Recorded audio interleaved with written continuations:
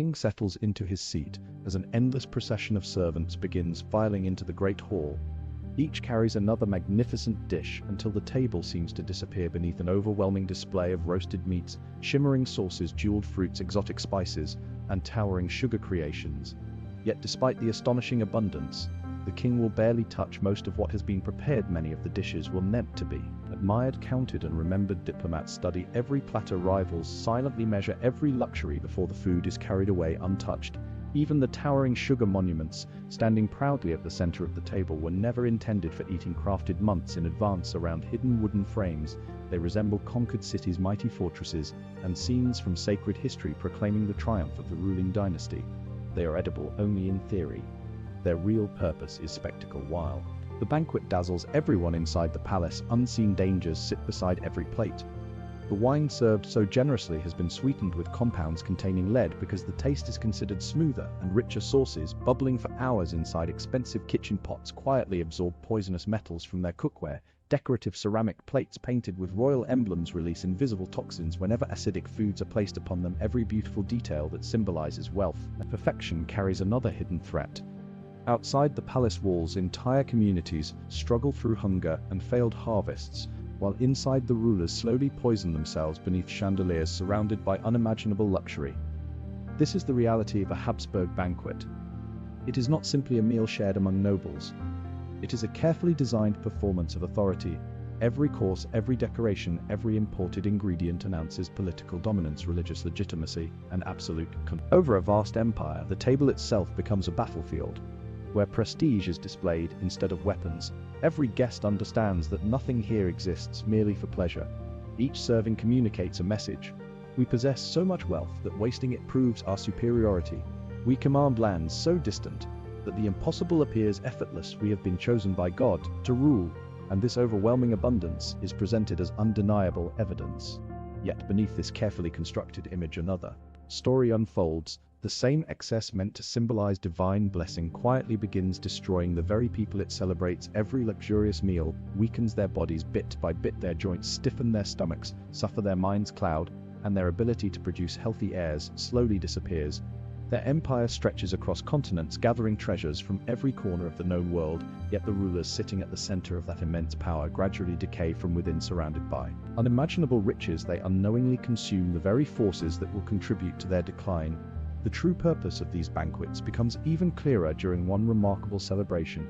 In 1559, when Philip II of Spain married Elizabeth of Valois, the wedding feast transformed into an extraordinary demonstration of imperial power. Contemporary writers describe something that seemed almost unbelievable. Huge numbers of dishes appeared. Moments later, untouched servants marched in perfect formation, carrying elaborate creations through the hall, allowing guests to admire every detail before removing them again. The value of the food had little connection to eating it.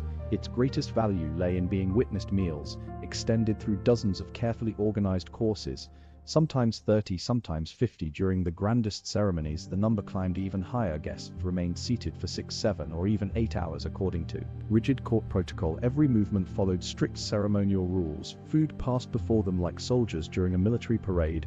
Every platter represented another declaration that the Habsburg dynasty possessed resources beyond imagination. Inside the great palaces of Madrid and Vienna, these banquets functioned as living maps of an expanding empire. Rare ingredients arrived from territories scattered across the globe. Chocolate troughs the Atlantic from Caribbean plantations. Fragrant spices arrived through distant eastern trade routes. Citrus fruits came from southern Spain. Wild game reached the kitchens from Bohemian forests. Fresh fish appeared from northern waters. Fine wines flowed from vineyards across Central Europe. Every ingredient silently announced another region under Habsburg influence, another corner of the world connected to their enormous network of power. Even the rarest food served purposes beyond taste. Transporting something as delicate as a pineapple across oceans demanded months of planning, enormous expense, and extraordinary logistical coordination. By the time it reached the royal table, its greatest value was no longer its flavor. Instead, it proved that the empire possessed supply lines capable of moving almost anything across unimaginable distances, simply to display it before foreign ambassadors. If the fruit spoiled before anyone ate it, the message remained successful. The empire had demonstrated that distance itself obeyed its command. Perhaps nothing captured this philosophy more perfectly than the remarkable sugar sculptures dominating every magnificent banquet. Skilled artisans spent months shaping them into castles, ancient cities, heroic battles, biblical scenes, and classical myths celebrating Habsburg victories. These enormous constructions required extraordinary quantities of refined sugar, one of the most expensive substances available in Europe. Their purpose was never dessert, instead they served as political monuments announcing conquest, divine approval, and limitless prosperity. Visiting diplomats carefully observed these masterpieces before carrying stories of their magnificence back to rival courts across Europe. Every feast therefore became another carefully staged declaration of supremacy. The rulers wanted every observer to reach the same unavoidable conclusion. No kingdom could equal such abundance, no rival possessed such global reach, no dynasty enjoyed greater divine favor, they believed. Overwhelming luxury made them appear untouchable, yet hidden beneath polished silver, glittering crystal, and dazzling displays of imported wealth, another reality quietly gathered strength. The very ingredients chosen to symbolize perfection concealed dangers no celebration could disguise. The extravagant table designed to convince the world of eternal greatness, for an entirely different legacy. One lavish banquet after another slowly transformed triumph into tragedy, while no one seated beneath the palace ceilings realized that every magnificent course carried the first invisible taste of collapse. The greatest threat hidden within these magnificent feasts did not come from assassins, enemy armies, or political conspiracies. It came from the kitchens themselves. Every luxurious meal carried invisible poisons that accumulated year after year, quietly weakening the rulers who believed they were consuming the finest food on earth.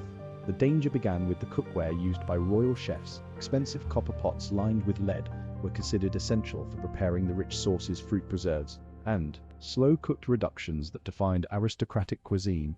The lead lining protected the copper from reacting with acidic ingredients such as wine vinegar and citrus.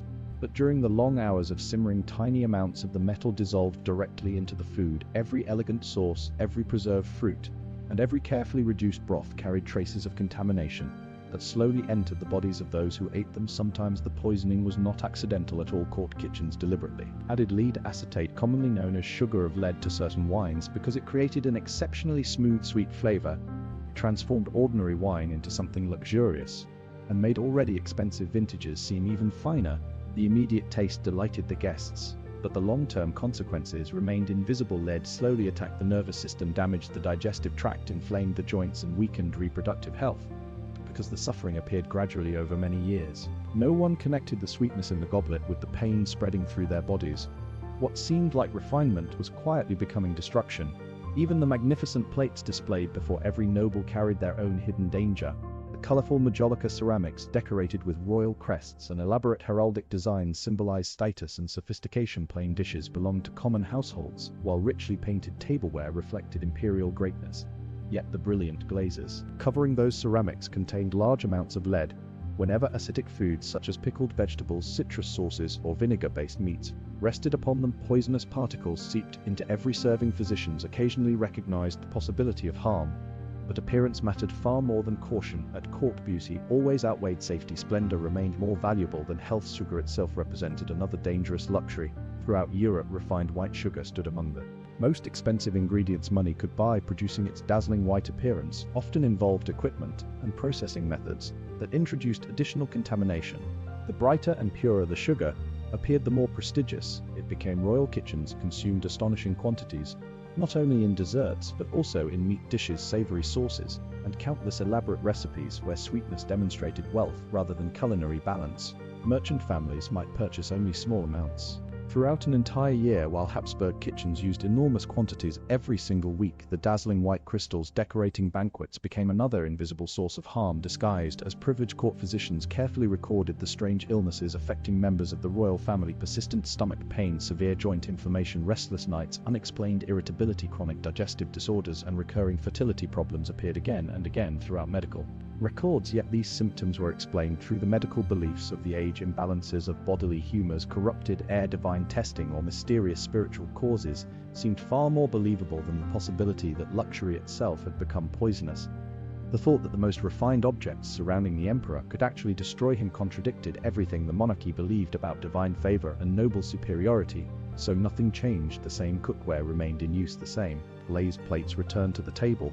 The same sweetened wines continued filling royal cups. Every feast therefore repeated the cycle. Beautiful dishes presented magnificent meals prepared inside contaminated vessels, served upon poisoned ceramics accompanied by deceptively sweet wines. The rulers believed they were consuming evidence of their greatness, while every banquet quietly added another layer of damage to their bodies. Luxury had become execution carried out so slowly that no one recognized it. Meat occupied an equally powerful place within Habsburg ideology. It was never viewed as simple nourishment. Instead, it represented domination over nature, social superiority, and political authority. Kings and emperors consumed meat almost constantly. Roasted game appeared beside rich beef, heavily seasoned pork, delicate poultry, organ meats, and countless extravagant preparations enriched with buttercream, wine, and salt. Plain roasted meat belonged to peasants. Court cuisine demanded richness, itself communicated power. Charles V followed this pattern throughout his life. Meat appeared at breakfast, returned in multiple courses during the midday banquet, and filled the evening meal as well. Each serving became heavier than the last, surrounded by creamy sauces and lavish seasonings designed to impress every guest watching the royal table. Other Habsburg rulers followed the same habits because moderation carried dangerous political symbolism. A monarch who ate too simply risked appearing weak or unable to afford magnificence. In an empire built upon spectacle, restraint looked almost like failure. Eventually, the consequences became impossible to ignore. Gout spread through the dynasty with remarkable consistency. Charles V suffered so severely during his later years that walking became nearly impossible. Swollen joints left him dependent upon assistance, even for the simplest movements. Signing official documents caused intense pain. Philip II endured similar suffering, as did Ferdinand I and numerous other members of the royal family. Generation after generation, physicians described the same agonizing symptoms: inflamed feet, stiff fingers, crippling joint pain, and steadily declining mobility. Medical writers of the period already understood that heavy consumption of rich meats, strong wines, and extravagant living encouraged gout. They documented the connection repeatedly, yet knowledge changed nothing. Abandoning luxurious eating habits threatened the carefully constructed image of royal abundance. Accepting physical suffering seemed preferable to abandoning political theater. The disease gradually transformed into an unexpected badge of status. A ruler crippled by gout demonstrated that he possessed enough wealth to indulge beyond all ordinary limits. Pain itself became another symbol of privilege. The endless consumption of meat intensified every other health problem already affecting the dynasty. High-protein diets placed additional strain upon kidneys, struggling to eliminate heavy metals absorbed through contaminated food and drink. Kidney stones, digestive disorders, and chronic obesity appeared with increasing frequency. Portraits painted across successive generations reveal rulers whose bodies visibly reflected decades of excess. Their expanding waistlines, swollen faces, and aging features silently recorded the physical cost of imperial abundance. Perhaps even more devastating were the effects upon reproduction. Numerous Habsburg marriages produced repeated miscarriages, difficulty conceiving children, high infant mortality, and gradually declining fertility. Historians rightly emphasize the consequences of generations of close family marriages, yet environmental factors likely deepened those inherited weaknesses. Heavy metal exposure damages reproductive systems. Severe gout weakens overall health. Chronic nutritional imbalance further reduces fertility. Together, these problems slowly undermined the dynasty from within. The same banquets designed to celebrate strength, wealth, and divine blessing quietly attacked the very biological future of the royal family. One lavish meal after another transformed imperial confidence into inherited fragility, leaving each new generation weaker than the one before it. Every magnificent banquet carried another message beyond luxury. It announced that the empire possessed such overwhelming wealth, it could afford to waste what others struggled to survive on. The same supply network, capable of delivering rare fruits, exotic spices, and expensive delicacies across oceans, often failed to provide basic grain to starving villagers only a short distance from the royal palaces. This was not simply an unfortunate weakness in administration. It reflected the priorities of the empire itself. Resources flowed toward displays of prestige, while ordinary people endured hunger, famine, and rising desperation. During the terrible famines that struck the Spanish Netherlands in the 1570s, countless families survived on bark bread or died in the streets, searching for food. Yet records from Philip II's own household during those same years continued documenting shipments of costly wines, imported spices, refined sugar, and luxury ingredients arriving for royal consumption. The transportation system functioned exactly as intended. It efficiently delivered extravagance to the court, while neglecting those whose survival depended upon basic grain. Reformers criticized these contradictions, but the monarchy defended them as necessary expressions of state authority. Abundance displayed inside the palace during times of scarcity outside strengthened the image of divine favor. The suffering beyond the palace walls became part of the performance itself. Court etiquette ensured that waste became systematic. Once food had been presented before the monarch, it often could not return to ordinary service. Some untouched dishes were distributed among favored nobles, strengthening political relationships through gifts, while many others disappeared unused. Enormous quantities of food capable of feeding entire communities vanished during a single celebration. Meanwhile, bread riots erupted in cities where desperate families could no longer afford the most basic necessities. The contrast was impossible to ignore, yet those responsible viewed it as proof that royal authority remained secure enough to ignore public hardship. Every luxurious ingredient carried its own hidden history of exploitation. Sugar represented brutal plantation labor. Across the Caribbean, chocolate reflected the extraction of wealth from indigenous communities in Mexico. Rare spices reached Europe through colonial monopolies protected by military force. Exotic game appeared because hunting reserves reserved exclusively for nobles denied common people access to forests where they had once gathered food freely. A single extravagant banquet therefore rested upon layers of conquest, forced labor, environmental destruction, and economic inequality carefully concealed beneath polished silver and elegant presentation. Foreign ambassadors observing these feasts understood exactly what they were witnessing. Servants marched through the halls carrying elaborate platters, while diplomats quietly calculated the immense cost behind every rare ingredient. Every exotic fruit, every imported spice, every decorative sculpture communicated the extraordinary reach of Habsburg commerce and military power. Even when much of the food remained untouched, the display had already achieved its purpose. It reminded every visiting court that the empire possessed resources beyond comparison. Yet outside those same palace walls, hungry crowds gathered during repeated grain shortages, proving that political spectacle mattered more than public welfare. The final chapter of this story arrived with Charles II of Spain. When he died in 1700, physicians performed an autopsy witnessed by officials, diplomats, and members of the royal court. What they discovered shocked even those accustomed to his lifelong illness. His internal organs appeared severely underdeveloped, damaged, and incapable of normal function. Decades of chronic sickness, digestive suffering, physical weakness, and constant medical problems had reduced the last Spanish Habsburg into the living consequence of generations of inherited mistakes and environmental damage. His family history of close intermarriage unquestionably played a devastating role, but it existed alongside another reality. Throughout his entire life, Charles had eaten from the same lead glazed tableware, consumed the same culture of excess that had slowly crippled his ancestors' genetic vulnerability, combined with continual exposure to hidden poisons, creating a body that struggled from childhood until death. When he died without producing an heir, the Spanish Habsburg line ended, and Europe descended into the War of the Spanish Succession. Because one dynasty had exhausted its own future, even the surviving Austrian branch eventually recognized that endless extravagance could not continue. Reform-minded rulers, including Maria Theresa and Joseph II, gradually reduced the scale of ceremonial banquets. Influenced partly by Enlightenment thinking and partly by practical necessity, they understood that limitless displays of luxury drained the treasury, while contributing little to effective government. The grand theatrical feasts that had once symbolized unquestioned supremacy slowly gave way to simpler forms of court dining because the old system had become financially and physically unsustainable. Modern scientific examinations of Habsburg remains, where research has been permitted, support many suspicions preserved in historical records. Bone samples reveal elevated levels of heavy metals. Teeth display extensive damage consistent with excessive sugar consumption. Despite constant access to food, skeletal evidence confirms severe gout, chronic physical stress, and long-term illness. These remains tell a story that royal propaganda could never erase. The archaeological record preserves the consequences of privilege with complete honesty. The greatest irony is impossible to escape. Every banquet had been designed to prove eternal strength, divine approval, and unquestioned superiority. Instead, those magnificent tables exposed the ordinary vulnerability of even the most powerful rulers. Wealth could not protect them from poison. Empire could not shield them from disease. Ceremony could not overcome biology. The same abundance meant to distinguish them from everyone else slowly destroyed the bodies it celebrated. Course after course, year the feasts became instruments of decline disguised as triumph.